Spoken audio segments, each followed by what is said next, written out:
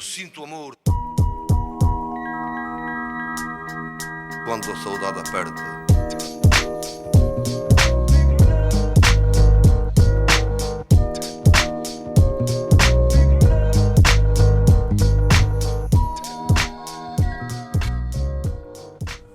Welcome back, my friends, to one more episode of classic ball python morphs. Today I bring you the albino morph. He is the first morph of ball pythons discovered or proven genetically in 1992 by Mr. Bob Clark. Albino or albino, depends on where you live and how you pronounce it. It's a genetic mutation that is characterized by the lack of black pigment.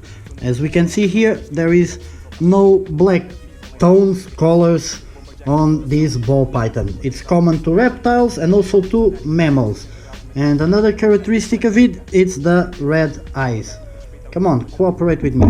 So that means that genetically speaking, there is the lack of an enzyme that commands the production of melanin. So we say that this genetic mutation is amelanistic or tyrosinase negative. Tyrosinase is the enzyme that commands the production of melanin.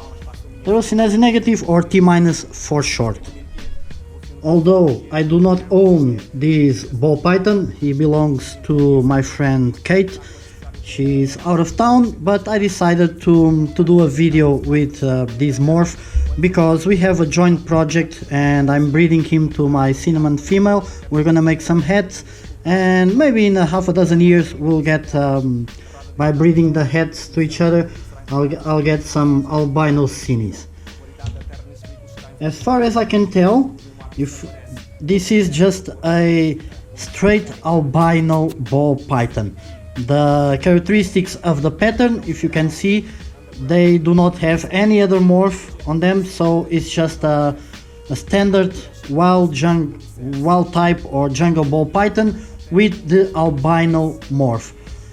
So I observe that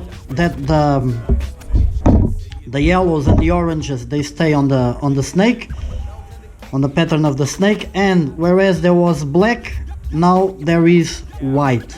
So that's the main characteristic. I can observe alien heads with the keyholes. The keyhole is usually dark pigment, and now it's just of a lighter tone. Let me see if I can find another keyhole in here. Pretty nice. And what else can I say? The belly is white, very white, and he has the standard pattern of the jungle ball. Regarding the head stamp, where there was dark pigment, it's now white. If he stops moving, and you can see clearly, there are tones of yellow on the center, and the eye stripe is a bit more orangey. This male is a pretty specimen, has white lips, the red eyes as mentioned before, and that's pretty much it. The albino morph is the first genetically proven morph in ball pythons, and it's characterized by the complete lack of black. We know that around the alien heads there is the dark lines. Here we see them as white, and we can see on the center here there's a bit of yellow. That would be the blushing. So there's a bit of blushing on the ridge of the ball python, and some spots here and there, and then the stripe at the tail. Pretty cool. Let's just take one more last look at the albino morph. It is a beauty. It's still en vogue. People still work with it. It's very cool to mix other incomplete dominants with the albino. There's other combos that you can do, like mixing a Xanthic and remove the yellows.